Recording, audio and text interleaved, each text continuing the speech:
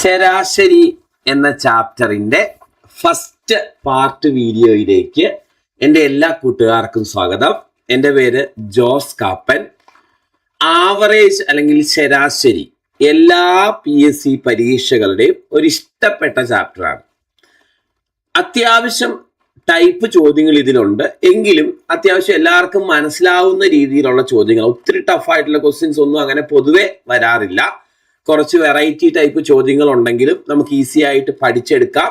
Cover ചെയ്യാൻ പറ്റുന്ന ടോപ്പിക്കാണ് ഏത്? ആവറേജ് അല്ലെങ്കിൽ ശരാശരി എന്ന് പറയുന്നത്. അപ്പൊ ഈ ചാപ്റ്ററിനെ കുറിച്ചും ഇതിലെ ഓരോ ടൈപ്പ് ചോദ്യങ്ങളെ കുറിച്ചും നമുക്ക് അടിപൊളിയായിട്ട് പഠിക്കാം.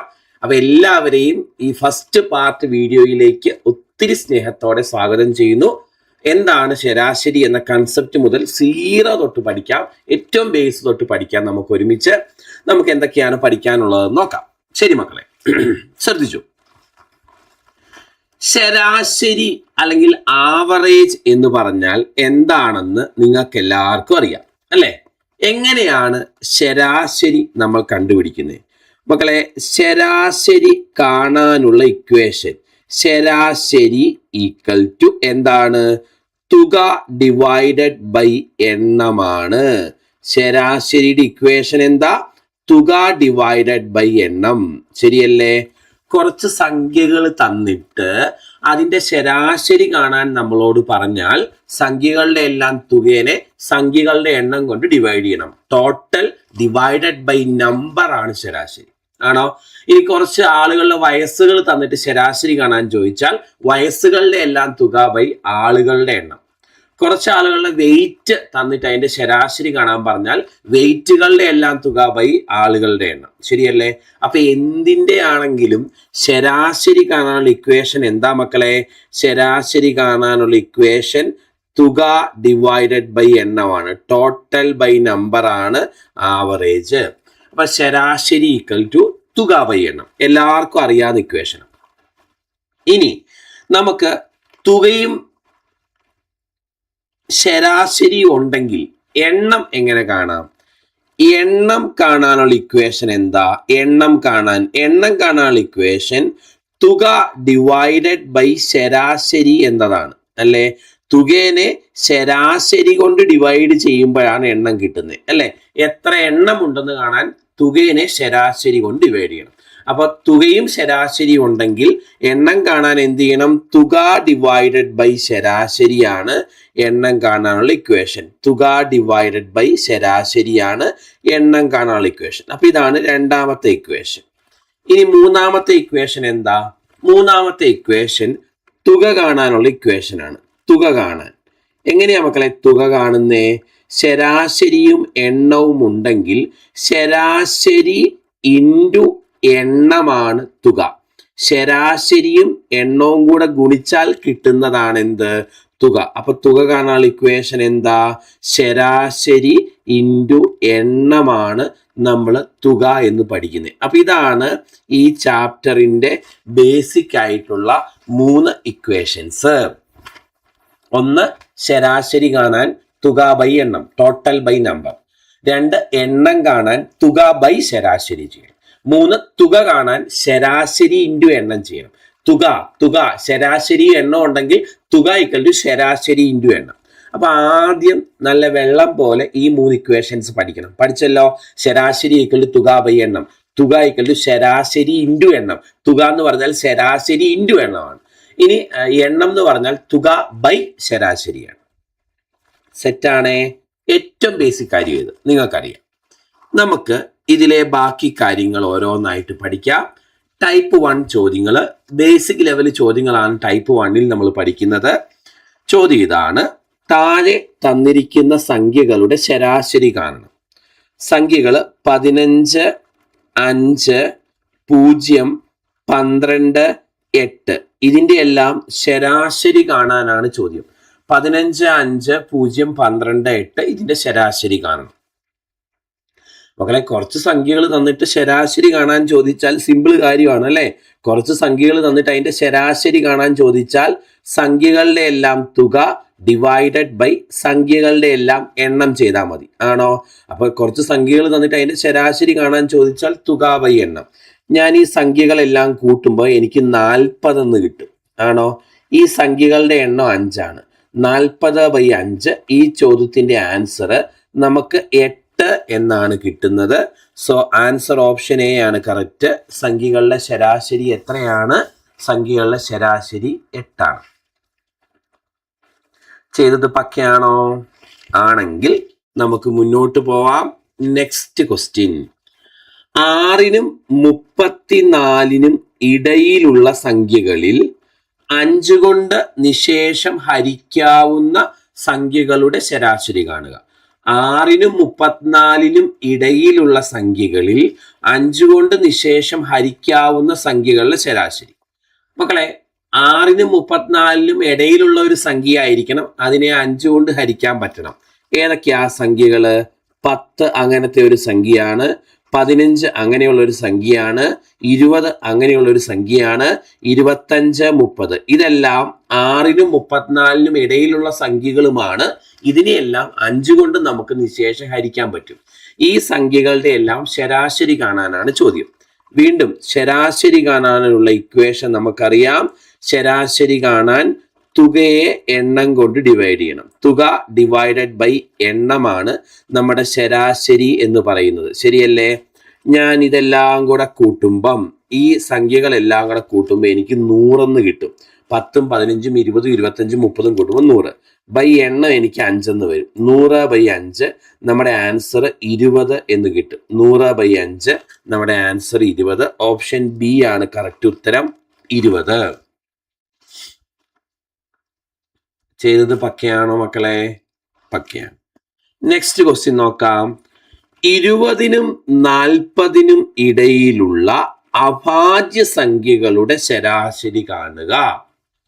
20നും 40നും ഇടയിലുള്ള പ്രൈം നമ്പേഴ്സ്, അഭാജ്യ സംഖ്യകൾ, അവയുടെ ശരാശരി കാണാനാണ് ചോദ്യം. അപ്പൊ ആദ്യം 20നും 40നും ഇടയിലുള്ള അഭാജ്യ സംഖ്യകൾ ഏതൊക്കെയാണെന്ന് നോക്കണം. ഒന്ന് 23, അടുത്തത് 29, അടുത്തത് 31, അടുത്തത് 37, 23, 29, 31, 37. ഇതാണ് 20നും 40നും ഇടയിലുള്ള അഭാജ്യ സംഖ്യകൾ, പ്രൈം നമ്പേഴ്സ്. ഒരു സംഖ്യയ്ക്ക് 2 ഘടകങ്ങൾ മാത്രമേ ഉള്ളുവെങ്കിൽ അത്തരം സംഖ്യകളാണ് അഭാജ്യ സംഖ്യകൾ, പ്രൈം നമ്പർ. ഏറ്റവും ചെറിയ പ്രൈം നമ്പർ 2 ആണ്. ഇരട്ട സംഖ്യയായിട്ടുള്ള ഒരേ ഒരു പ്രൈം നമ്പർ 2 ആണ്. 20നും 40നും ഇടയിലുള്ളത് 23, 29, 31, 37. ഇതിന്റെ എല്ലാം ശരാശരി കാണാനാണ് ചോദ്യം. ആണോ? ഇതിന്റെ എല്ലാം ശരാശരി കാണാൻ ഇതിന്റെ എല്ലാം തുക കാണണം. 23, 29, 31, 37 കൂട്ടുമ്പോൾ 120 കിട്ടും. തുക ഡിവൈഡഡ് ബൈ എണ്ണം ചെയ്യണം. എണ്ണം എത്രയാ? 4. 120/4 നമുക്ക് ആൻസർ 30 എന്നാണ് കിട്ടുന്നത്. സോ നമ്മുടെ ആൻസർ ഓപ്ഷൻ സി ആണ് കറക്റ്റ്. ഈ സംഖ്യകളുടെ എല്ലാം ശരാശരി 30 ആണ്. ഓക്കെ, മുന്നോട്ട് പോവാം. നെക്സ്റ്റ് ക്വസ്റ്റ്യൻ നോക്കിക്കോ. ദേ പിടിച്ചു. അടുത്ത ചോദ്യം മക്കളെ, 8, 12, 15 എക്സ് ഇവയുടെ എല്ലാം ശരാശരി 17 ആണ്. ഇവയുടെ എല്ലാം ശരാശരി 17 ആയാൽ എക്സിന്റെ വില കാണണം. അപ്പൊ ഇത് എത്ര സംഖ്യകളുണ്ട്? 4 സംഖ്യകളുണ്ട്. ആണോ? ഈ 4 സംഖ്യകളുടെ ശരാശരിയാണ്, ഈ 4 സംഖ്യകളുടെ ശരാശരിയാണ് 17 എന്ന് തന്നേക്കുന്നത്. എങ്കിൽ 4ാമത്തെ സംഖ്യയായ എക്സ് കാണണം. നമുക്കറിയാം 4 സംഖ്യകളുടെ ശരാശരി 17 ആണെങ്കിൽ 4 സംഖ്യകളുടെ തുക എന്ന് പറയുന്നത് 4 × 17, അതായത് 68 ആണ്. നമുക്കറിയാം തുക കാണാനുള്ള ഇക്വേഷൻ ശരാശരി ഇൻറ്റു എണ്ണമാണ് തുക. 4 സംഖ്യകളുടെ ശരാശരി 17 ആണെങ്കിൽ 4 സംഖ്യകളുടെ തുക 4 × 17 ആണ്, 68. 4 സംഖ്യകളുടെ തുക 68 ആണെങ്കിൽ ഈ 4 സംഖ്യകളും കൂടെ കൂട്ടുമ്പം 68 കിട്ടണം. ആണോ? ഞാൻ ആദ്യത്തെ 3 സംഖ്യകൾ കൂട്ടിയപ്പം 8 + 12, 20 + 15, 35 കിട്ടി. അതിൻ്റെ കൂടെ 4ാമത്തെ സംഖ്യയായ എക്സും കൂടെ കൂട്ടുമ്പോൾ നമുക്ക് 68 കിട്ടണം. അതിൽ നിന്ന് എക്സ് കണ്ടുപിടിക്കാം. 68 മൈനസ് 35 ആണ് നമ്മുടെ ആൻസർ. അതായത് 33 എന്ന് വരും മക്കളെ എക്സിന്റെ വില. നമ്മുടെ ആൻസർ ഓപ്ഷൻ എ ആണ് കറക്റ്റ്, 33. അപ്പൊ നമ്മൾ ഈ ടൈപ്പ് 1-ൽ കുറെ ബേസിക് ലെവൽ ചോദ്യങ്ങളാണ് ചെയ്തത്. ശരാശരി കാണാനുള്ള ചോദ്യങ്ങൾ അല്ലെ, കുറെ സംഖ്യകൾ തന്നിട്ട് അതിന്റെ ശരാശരി കാണുന്നത് എങ്ങനെ, തുക ബൈ എണ്ണം, കുറച്ച് പ്രൈം നമ്പേഴ്സ്, ഇതിനിടയിലുള്ള പ്രൈം നമ്പേഴ്സിന്റെ ശരാശരി എത്ര, 4 സംഖ്യകളെ ശരാശരി ഇത്രയാണ്, 4ാമത്തെ സംഖ്യ എത്ര. അപ്പൊ ഇതൊക്കെ ഈ ഒരു ചാപ്റ്ററിൽ എന്ന് പറയുന്ന കുറച്ച് ബേസിക് ലെവൽ ചോദ്യങ്ങളാണ്. ഇതൊക്കെ നിങ്ങൾക്ക് മനസ്സിലായല്ലോ, സിമ്പിൾ ആണല്ലോ. അങ്ങനെയെങ്കിൽ ടൈപ്പ് 1 കംപ്ലീറ്റ് ആയി. നമ്മൾ പോകുന്നു ടൈപ്പ് 2-ലേക്ക്. രണ്ടാമത്തെ ടൈപ്പ് ചോദ്യം എന്താ ശ്രദ്ധിച്ചേ. താഴെ തന്നിരിക്കുന്ന സംഖ്യകളുടെ ശരാശരി കാണുക. ഏതൊക്കെയാ മക്കളെ സംഖ്യകള്? ഒന്ന് 25, അടുത്തത് 32, അടുത്തത് 39, അടുത്തത് 46, അടുത്തത് 53. ഈ സംഖ്യകളുടെ എല്ലാം ശരാശരി കാണാനാ ചോദ്യം, ടൈപ്പ് 2. ഇങ്ങനെ കുറച്ച് സംഖ്യകൾ നമുക്ക് തന്നിട്ടേ അതിന്റെ ശരാശരി കാണാൻ നമ്മളോട് ചോദിച്ചാൽ, ഇങ്ങനെ കുറച്ച് സംഖ്യകൾ നമുക്ക് തന്നിട്ട് അതിന്റെ ശരാശരി കാണാൻ നമ്മളോട് ചോദിച്ചാൽ നമ്മൾ എന്ത് ചെയ്യണം? കുറച്ച് സംഖ്യകൾ തന്നിട്ട് അതിന്റെ ശരാശരി കാണാൻ ചോദിച്ചാൽ തുക ബൈ എണ്ണം എന്ന ക്രമത്തിൽ ചെയ്യാം അല്ലെ. കുറച്ച് സംഖ്യകൾ നമുക്ക് തന്നിട്ട് അതിന്റെ ശരാശരി കാണാൻ നമ്മളോട് ചോദിച്ചാൽ നമുക്ക് തുക ബൈ എണ്ണം ചെയ്ത് ശരാശരി കണ്ടുപിടിക്കാൻ പറ്റും. അപ്പൊ ഇവിടെ തുക ബൈ എണ്ണം ചെയ്താൽ ശരാശരി കിട്ടും. പക്ഷെ ഇതെല്ലാം വലിയ സംഖ്യകളല്ലേ, അപ്പൊ ഇവിടെ തുക കണ്ടുപിടിക്കാൻ പോയാൽ സമയം പോകും. ഞാൻ നോക്കിയപ്പം ഈ സംഖ്യകൾക്ക് എന്തോ പ്രത്യേകതയുണ്ട്. എന്താണ് ഈ സംഖ്യകളുടെ പ്രത്യേകത? ഇത് 7 കൂടി വരുന്ന ശ്രേണിയാണ്. അതായത് ഇതൊരു സമാന്തര ശ്രേണിയാണ്, അരിത്തമെറ്റിക് പ്രോഗ്രഷൻ അല്ലേ മക്കളെ? 7 കൂടി വരുന്ന ഒരു ശ്രേണിയല്ലേ ഇത്. സമാന്തര ശ്രേണികൾ എന്ന് പറഞ്ഞാൽ എന്താ? ഒരേ സംഖ്യ കൂടി അല്ലെങ്കിൽ കുറഞ്ഞു വരുന്ന ശ്രേണികളെ നമ്മൾ സമാന്തര ശ്രേണികൾ, അരിത്തമെറ്റിക് പ്രോഗ്രഷൻ എന്ന് പറയും. അപ്പൊ ഇങ്ങനെ ഒരു സമാന്തര ശ്രേണി നമുക്ക് തന്നിട്ട് നമുക്ക് അതിന്റെ ശരാശരി എത്രയാണെന്ന് ചോദിച്ചാൽ പഠിച്ചു വെക്കുക. ഒരു സമാന്തര ശ്രേണിയുടെ ശരാശരി എപ്പോഴും അതിന്റെ നടുക്കുള്ള സംഖ്യയായിരിക്കും. കണ്ടോ? അപ്പൊ ഇതുപോലെ 5 സംഖ്യകൾ നമുക്ക് തന്നിട്ട് അതിന്റെ ശരാശരി കാണാൻ നമ്മളോട് പറഞ്ഞാൽ അതിന്റെ ശരാശരി അതിന്റെ നടുക്കത്തെ സംഖ്യയായിരിക്കും. അപ്പൊ ഈ ചോദ്യത്തിൽ ശരാശരി കാണാൻ തുക ബൈ എണ്ണം ചെയ്ത് സമയം കളയണ്ട, തുക ബൈ എണ്ണം ചെയ്ത് സമയം കളയണ്ട. പകരം എന്ത് ചെയ്താൽ മതി? ഈ 5 സംഖ്യകൾ നടുക്ക് കിടക്കുന്ന സംഖ്യയായിരിക്കും ശരാശരി. അപ്പൊ സൈഡിലേക്ക് ഒരു നോട്ട് എഴുതി വെച്ച്, ഒരു സമാന്തര ശ്രേണിയുടെ ശരാശരി എപ്പോഴും അതിന്റെ നടുക്കുള്ള സംഖ്യയായിരിക്കും. സൈഡിലേക്ക് നോട്ട് എഴുതിക്കോ, ഒരു സമാന്തര ശ്രേണിയുടെ ശരാശരി എപ്പോഴും അതിന്റെ നടുക്കുള്ള സംഖ്യയായിരിക്കും. ക്ലിയർ ആണോ മക്കളെ? ഒരു സമാന്തര ശ്രേണിയുടെ ശരാശരി എന്താ? എപ്പോഴും അതിന്റെ നടുക്കുള്ള സംഖ്യയായിരിക്കും അതിന്റെ ശരാശരിയായിട്ട് വരിക. ഓക്കെ അല്ലേ? അപ്പൊ ഇവിടെ 5 പദങ്ങളുള്ള ശ്രേണിയാണ്. ഇതിന്റെ ശരാശരി നടുക്കത്തെ പദമായ 3ാമത്തെ പദം. ഇനി വേറൊരു കാര്യം ശ്രദ്ധിച്ചോ. ഇവിടെ അടുത്ത ഒരു സംഖ്യയും കൂടെ ഉണ്ടെന്ന് വിചാരിക്കുക. 53 കഴിഞ്ഞ് 7 കൂട്ടുമ്പോൾ 60. ഇങ്ങനെ വന്നാൽ നമ്മൾ എങ്ങനെ ശരാശരി കാണും? ഇങ്ങനെ നോക്കിക്കേ, മുമ്പേ ആകെ 5 പദങ്ങളല്ലേ ഉള്ളായിരുന്നു. അപ്പൊ ശരാശരി നടുക്കത്തെ പദമല്ലേ 3ാമത്തേത്. ഇപ്പൊ ആകെ 6 പദങ്ങൾ വന്നില്ലേ? അങ്ങനെ വരുമ്പം നടുക്ക് ഒരു പദം കറക്റ്റ് വരുമോ? ഇല്ല. അങ്ങനെ വരുമ്പം നടുക്ക് 2 പദങ്ങൾ വരും. ഇങ്ങനെ വന്നാൽ നടുക്ക് കിടക്കുന്ന 2 സംഖ്യകളുടെയും കൂടെ ശരാശരി ആയിരിക്കും എല്ലാ സംഖ്യകളുടെയും ശരാശരിയാവുന്നത്. അതായത് നടുക്ക് കിടക്കുന്ന 2 സംഖ്യകളുടെയും കൂടെ ശരാശരി കണ്ടാൽ മതി. അതായത് നടുക്കൊരു സംഖ്യ കറക്റ്റ് ഇല്ല എങ്കിൽ നടുക്ക് കിടക്കുന്ന 2 സംഖ്യകളുടെ ശരാശരി കാണുന്നതായിരിക്കും ഈ സംഖ്യകളുടെ എല്ലാ ശരാശരി. അപ്പൊ ഇവിടെ 60 വരെ ഉണ്ടെങ്കിൽ നിങ്ങൾ നോക്കിയാൽ നടുക്കൊരു സംഖ്യ ഉണ്ടോ? ഇല്ല. അപ്പൊ ഇതിന്റെ ശരാശരി കാണാൻ 39 + 46/2 ചെയ്യുന്നതായിരിക്കും ഇതിന്റെ ശരാശരി. നടുക്കൊരു സംഖ്യ ഇല്ലെങ്കിൽ നടുക്ക് കിടക്കുന്ന 2ന്റെയും കൂടെ ശരാശരി കാണുന്നതായിരിക്കും ഉത്തരം. അപ്പൊ എന്താ നോട്ട്? ഒരു സമാന്തര ശ്രേണിയുടെ ശരാശരി എപ്പോഴും അതിന്റെ നടുക്കുള്ള സംഖ്യയായിരിക്കും. നടുക്കൊരു സംഖ്യ ഇല്ലെങ്കിൽ നടുക്ക് കിടക്കുന്ന 2 സംഖ്യകളുടെയും കൂടെ ശരാശരി എടുത്താൽ മതി. മക്കളെ, ആകെ എണ്ണം ഒറ്റ സംഖ്യ ആകുമ്പോൾ കറക്റ്റ് നടുക്കൊരു സംഖ്യ വരും. ആകെ എണ്ണം ഇരട്ട സംഖ്യയാണെങ്കിൽ നടുക്ക് 2 സംഖ്യകൾ വരും. ഇത്രയും കാര്യങ്ങൾ ക്ലിയർ ആണല്ലോ അല്ലേ? അപ്പൊ നമ്മൾ എഴുതി വെച്ച നോട്ട് എന്താ? നമ്മൾ എഴുതി വെച്ച നോട്ട്, ഒരു സമാന്തര ശ്രേണിയുടെ ശരാശരി എപ്പോഴും നടുക്കുള്ള സംഖ്യയായിരിക്കും. നടുക്കൊരു സംഖ്യയായിട്ടില്ലെങ്കിൽ നടുക്ക് കിടക്കുന്ന രണ്ട് സംഖ്യകളിലെയും കൂടെ ശരാശരി എടുത്താൽ മതി. അതായത് നടുക്ക് കിടക്കുന്ന രണ്ട് സംഖ്യകളും കൂട്ടി ബൈ 2 ചെയ്താൽ മതി എന്ന് ചുരുക്കം. ഓക്കെ, ഇനി ഇതിനോട് ചേർത്ത് ഒരു പോയിന്റും കൂടെ പറയാം. ഒരു സമാന്തര ശ്രേണിയുടെ ശരാശരി എന്ന് പറഞ്ഞാൽ നടുക്കുള്ള സംഖ്യയാണെന്ന് പഠിച്ചു. അതോടൊപ്പം ഒരു സമാന്തര ശ്രേണിയുടെ ശരാശരി കാണാൻ മറ്റൊരു മാർഗം first number plus last number by 2 ചെയ്താലും മതി. First number plus last number by 2 ചെയ്താലും നമുക്കതിൻ്റെ ശരാശരി കിട്ടും. അപ്പൊ എങ്ങനെയാണ് സമാന്തര ശ്രേണിയുടെ ശരാശരി കാണാൻ അടുത്ത മാർഗം? ഫസ്റ്റ് നമ്പർ ഏതാ? 25. ലാസ്റ്റ് നമ്പർ ഏതാ? 53 ബൈ 2 ചെയ്താലും നമുക്ക് ഉത്തരം എത്ര കിട്ടിക്കോളും? 39. അപ്പോൾ ഒരു സമാന്തര ശ്രേണിയുടെ ശരാശരി കാണാനുള്ള അടുത്ത മാർഗം എന്താ? ഒരു സമാന്തര ശ്രേണിയുടെ ശരാശരി എന്ന് പറഞ്ഞാൽ അതിൻ്റെ ഫസ്റ്റ് നമ്പർ പ്ലസ് അതിൻ്റെ ലാസ്റ്റ് നമ്പർ ബൈ 2 എന്നതിനും തുല്യമായിരിക്കും. ഇനി മാർഗമുണ്ട്. ശരാശരി കാണാൻ second number plus second last number by 2 ചെയ്താലും ശരാശരി കിട്ടും. സെക്കൻഡ് നമ്പർ ഏതാ മക്കളെ? Second number 32. Second last number ഏതാ? 46 ബൈ 2 ചെയ്താലും ഇതിന്റെ ശരാശരി കിട്ടും.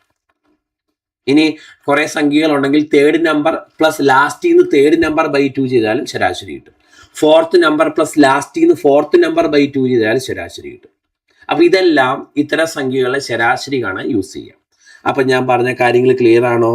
ഒരു സമാന്തര ശ്രേണിയുടെ, അതായത് ഒരേ സംഖ്യ കൂടി അല്ലെങ്കിൽ കുറഞ്ഞു വരുന്ന ശ്രേണിയുടെ ശരാശരി എപ്പോഴും നടുക്കത്തെ സംഖ്യയായിരിക്കും. നടുക്കൊരു സംഖ്യ ഇല്ലെങ്കിൽ നടുക്ക് കിടക്കുന്ന രണ്ട് സംഖ്യയുടെ ശരാശരി എടുത്താൽ മതി. ഇനി അതല്ലെങ്കിൽ ഈ സമാന്തര ശ്രേണിയുടെ ശരാശരി ഫസ്റ്റ് നമ്പർ പ്ലസ് അതിന്റെ ലാസ്റ്റ് നമ്പർ ബൈ 2 തുല്യമായിരിക്കും.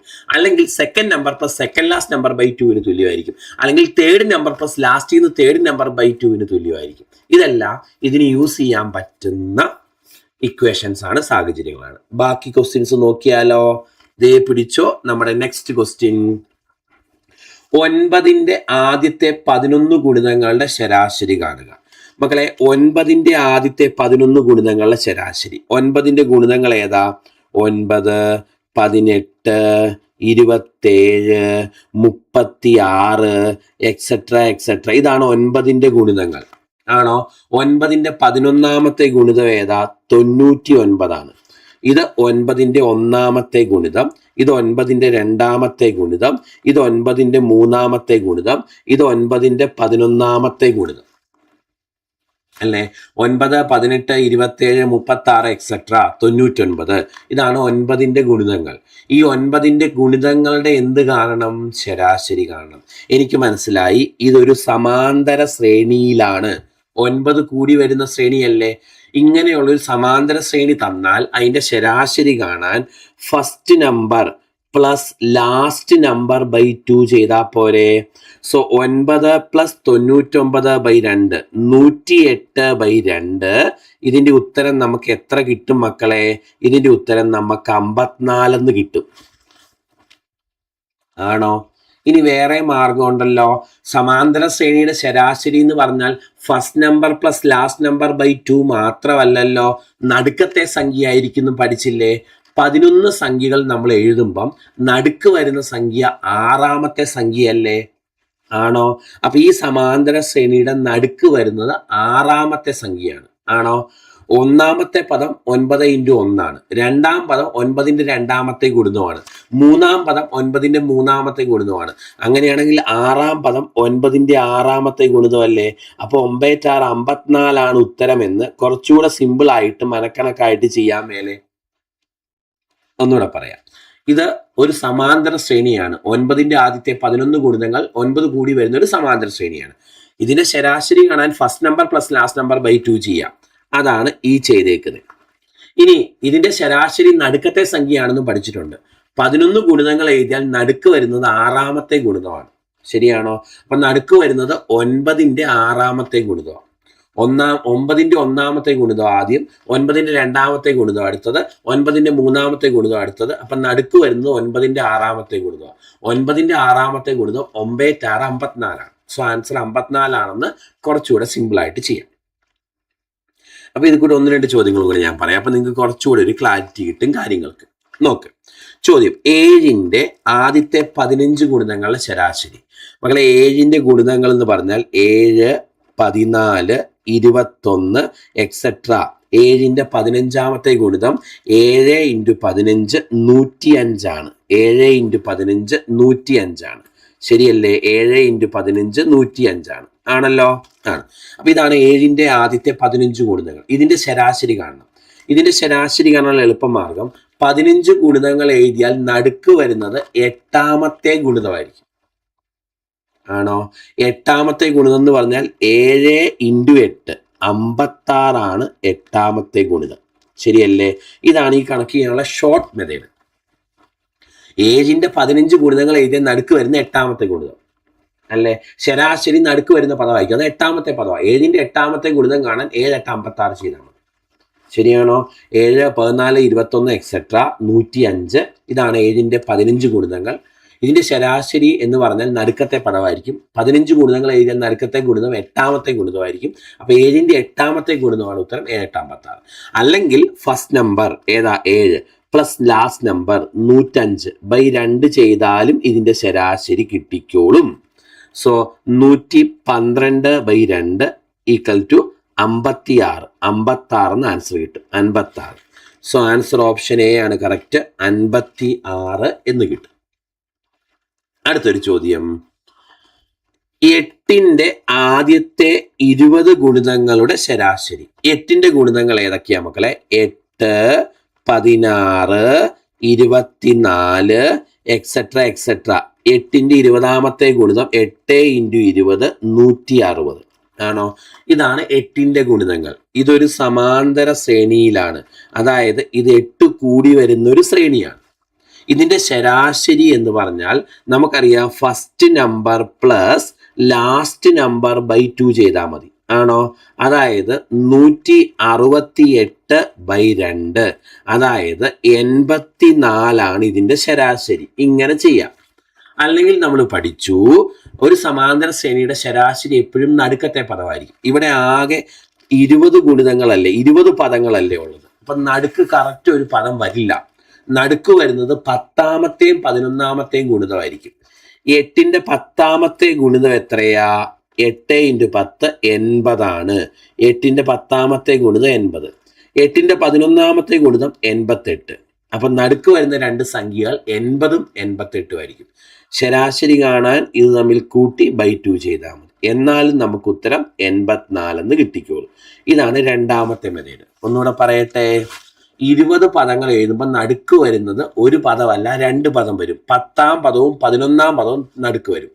10ാമത് വരുന്ന 8ന്റെ 10ാമത്തെ ഗുണിതം 80ഉം 11ാമത് വരുന്ന 8ന്റെ 11ാമത്തെ ഗുണിതം 88ഉമാണ്. അപ്പൊ ഈ സംഖ്യകളെ ശരാശരി കാണാൻ നടുക്ക് കിടക്കുന്ന 2ന്റെയും കൂടെ ശരാശരി കണ്ടാൽ മതി. അപ്പൊ 80ന്റെയും 88ന്റെയും ശരാശരി കാണാൻ 80 + 88/2 ആൻസർ 84 എന്നാ വരുന്നത്. ഈ ചോദ്യത്തിന്റെ ആൻസർ നമുക്ക് ഓപ്ഷൻ ഡി ആണ് കറക്റ്റ് ഉത്തരവായിട്ട് കിട്ടുന്നത്. മക്കളെ, ഇത്രയും കാര്യങ്ങൾ ക്ലിയർ ആണോ? നമ്മൾ ചെയ്തത് കുറച്ച് ബേസിക് കാര്യങ്ങളെ പഠിച്ചുള്ളൂ അല്ലേ? എന്താണ് ശരാശരി എന്ന് പഠിച്ചു. ആണോ? എന്താണ് ശരാശരി? ശരാശരി എന്ന് പറഞ്ഞാൽ തുക ഡിവൈഡഡ് ബൈ എണ്ണമാണ് ശരാശരി അല്ലേ? തുക ഡിവൈഡഡ് ബൈ എണ്ണമാണ് ശരാശരി എന്ന് പറയുന്നത്. ഓക്കെ, ഇനി ശരാശരി തുക ബൈ എണ്ണമാണെങ്കിൽ തുക കാണാൻ ശരാശരി ഇൻറ്റു എണ്ണം ചെയ്യണം. ഇനി എണ്ണം കാണാൻ തുക ബൈ ശരാശരി ചെയ്യണം. 3 ഇക്വേഷൻ പഠിച്ചു. അതുമായി ബന്ധപ്പെട്ട കുറെ ബേസിക് ചോദ്യങ്ങൾ ടൈപ്പ് 1ൽ പഠിച്ചു. ടൈപ്പ് 2ൽ പഠിച്ച കാര്യം ഒരു സമാന്തര ശ്രേണിയുടെ, അതായത് ഒരേ സംഖ്യ കൂടി അല്ലെങ്കിൽ കുറഞ്ഞു വരുന്ന ശ്രേണിയുടെ ശരാശരി എന്ന് പറയുന്നത് എപ്പോഴും അതിൻ്റെ നടുക്കുള്ള സംഖ്യയായിരിക്കും എന്ന് പഠിച്ചു. ആണോ? അപ്പോൾ ഒരു സമാന്തര ശ്രേണിയുടെ ശരാശരി എപ്പോഴും അതിൻ്റെ നടുക്കുള്ള സംഖ്യയായിരിക്കും. നടുക്ക് ഒരു സംഖ്യ ആയിട്ടില്ലെങ്കിൽ നടുക്ക് കിടക്കുന്ന 2 സംഖ്യയുടെ ശരാശരി എടുത്താൽ മതി. അല്ലെങ്കിലുള്ള മാർഗം first number plus last number by 2 ചെയ്താൽ മതി. അല്ലെങ്കിൽ second number plus second last number by 2 ചെയ്താൽ മതി. അല്ലെങ്കിൽ third number plus last third number by 2 ചെയ്താലും ശരാശരി കിട്ടും. ഇത് ആയി ബന്ധപ്പെട്ട ചോദ്യങ്ങളാണ് ടൈപ്പ് 2 ചോദ്യങ്ങൾ. ക്ലിയർ അല്ലേ? അങ്ങനെയാണെങ്കിൽ നമുക്ക് ടൈപ്പ് 3 ചോദ്യങ്ങളും കൂടെ ഈ വീഡിയോയിൽ പഠിക്കാം. ഓക്കെ, ചോദ്യം ഇതാണ്. തുടർച്ചയായ 5 ഇരട്ട സംഖ്യകളുടെ ശരാശരി 26 ആയാൽ അവയിൽ വലിയ സംഖ്യ ഏത്? മക്കളെ ശ്രദ്ധിച്ച്, തുടർച്ചയായ അഞ്ചിരട്ട സംഖ്യകൾ അല്ലേ, ഇതാണ് തുടർച്ചയായ അഞ്ചിരട്ട സംഖ്യകൾ എന്ന് വിചാരിക്കുക. നമുക്കറിയില്ല സംഖ്യകൾ ഏതാണെന്ന്. ഇതിന്റെ ശരാശരി 26 പറഞ്ഞിട്ടുണ്ട്, ശരിയല്ലേ? തുടർച്ചയായ ഏതോ അഞ്ചിരട്ട സംഖ്യകൾ, ഇതിന്റെ ശരാശരി 26 പറഞ്ഞിട്ടുണ്ട്. നമുക്കതിലെ വലിയ സംഖ്യ കണ്ടുപിടിക്കണം. ഇതാണ് ചോദ്യം. അപ്പൊ ഈ ചോദ്യം വെറുതെ കോമൺ സെൻസ് വെച്ച് ചെയ്യുന്ന ഇങ്ങനെയാണ് മക്കളെ. തുടർച്ചയായ അഞ്ചിരട്ട സംഖ്യകൾ എന്ന് പറഞ്ഞാൽ രണ്ട് കൂടി വരുന്ന ഒരു ശ്രേണിയല്ലേ? തുടർച്ചയായ അഞ്ചിരട്ട സംഖ്യകൾ എന്ന് പറഞ്ഞാൽ രണ്ട് കൂടി വരുന്ന ശ്രേണിയല്ലേ? അതായത് അത് സമാന്തര ശ്രേണിയിലല്ലേ? ആണോ? തുടർച്ചയായ അഞ്ചിരട്ട സംഖ്യകൾ സമാന്തര ശ്രേണിയിലാണ്. അതിന്റെ ശരാശരി എന്ന് പറയുന്നത് എപ്പോഴും നടുക്കത്തെ സംഖ്യയാണെന്നല്ലേ പഠിച്ചേ? ആണോ? അതിന്റെ ശരാശരി എന്ന് പറയുന്നത് എപ്പോഴും നടുക്കത്തെ സംഖ്യയാണെന്നല്ലേ പഠിച്ചേ? അപ്പൊ ഈ 5 സംഖ്യകളുടെ ശരാശരി 26 പറഞ്ഞാൽ ഇതിന്റെ നടുക്കത്തെ സംഖ്യ 26 അർത്ഥം. 5 ഇരട്ട സംഖ്യകളുടെ ശരാശരി 26 അറിയാം. 5 ഇരട്ട സംഖ്യകളുടെ ശരാശരി മൂന്നാമത്തെ സംഖ്യയായിരിക്കും. കാരണം ഇതൊരു സമാന്തര ശ്രേണിയാണ് അല്ലേ? ഇപ്പൊ മൂന്നാമത്തെ സംഖ്യ 26 അടുത്ത സംഖ്യ 28 അതിലെ വലിയ സംഖ്യ എന്ന് പറഞ്ഞാൽ 30. അപ്പൊ ഈ ചോദ്യത്തിന്റെ ആൻസർ നമുക്ക് കിട്ടുന്നത് 30 എന്നാണ്. ഓപ്ഷൻ എ ആണ് കറക്റ്റ്. ഇതാണ് ഈ കണക്ക് കോമൺ സെൻസ് വെച്ച് ചെയ്യുന്ന രീതി. തുടർച്ചയായ അഞ്ചിരട്ട സംഖ്യകൾ ഒരു സമാന്തര ശ്രേണിയിലാണ്. തുടർച്ചയായ അഞ്ചിരട്ട സംഖ്യകളെ ശരാശരി മൂന്നാമത്തെ സംഖ്യയായിരിക്കും, നടുക്കത്തേത്. തൊട്ടുമുമ്പ് പഠിച്ചു, ആണോ?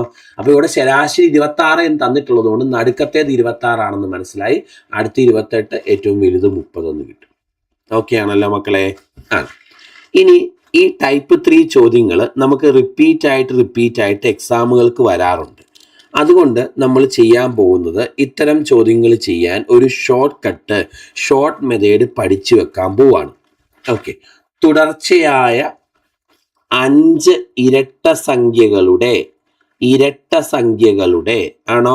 തുടർച്ചയായ 5 ഇരട്ട സംഖ്യകളുടെ ശരാശരി തന്നിട്ടുണ്ട് 26 ആണോ?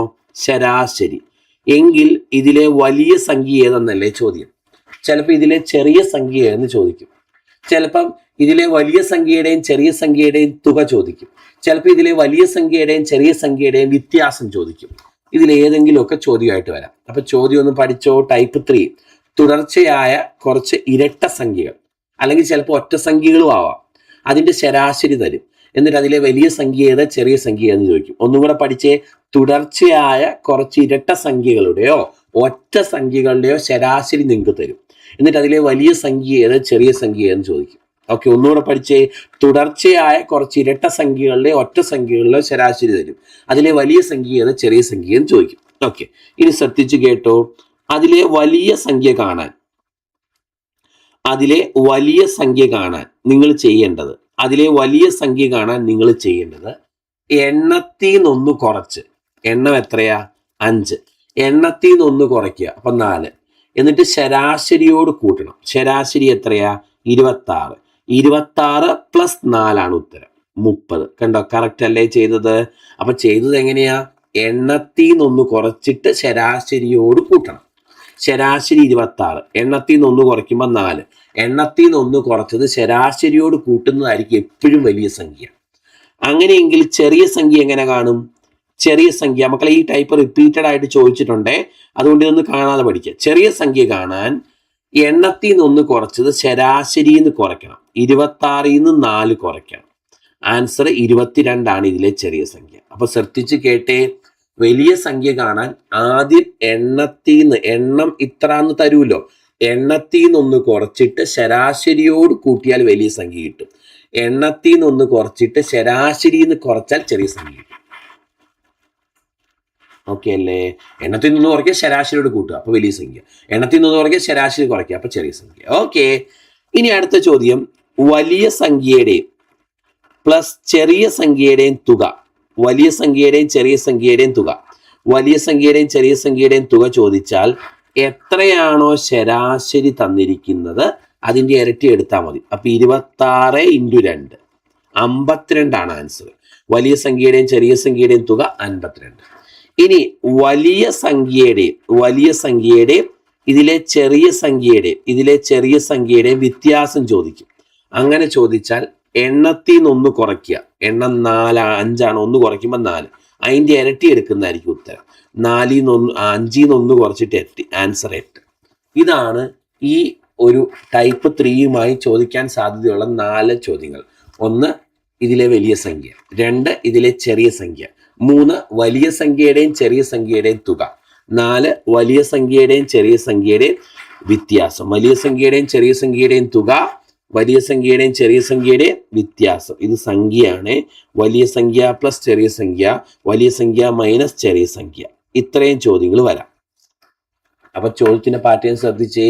തുടർച്ചയായ കുറച്ച് ഇരട്ട സംഖ്യകളുടെയോ ഒറ്റ സംഖ്യകളുടെയോ ശരാശരി തരും.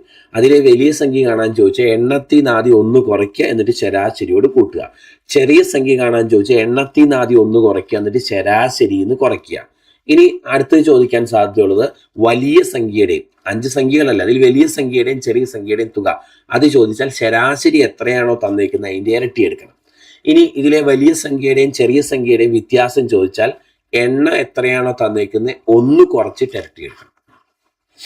എണ്ണത്തിൽ നിന്ന് 1 കുറച്ചിട്ട് ഇരട്ടി എടുക്കണം. ഇതാണ്. കുറച്ച് എക്സാമ്പിൾസ് ചെയ്യുമ്പോൾ ബാക്കിയുള്ള കാര്യങ്ങൾ നിങ്ങൾക്ക് ക്ലിയർ ആയിക്കോളും എന്ന് വിചാരിക്കണു. മുന്നോട്ട് പോവാം. Next question. തുടർച്ചയായ 11, മക്കളെ, തുടർച്ചയായ 11 ഇരട്ട സംഖ്യകൾ കണ്ടോ.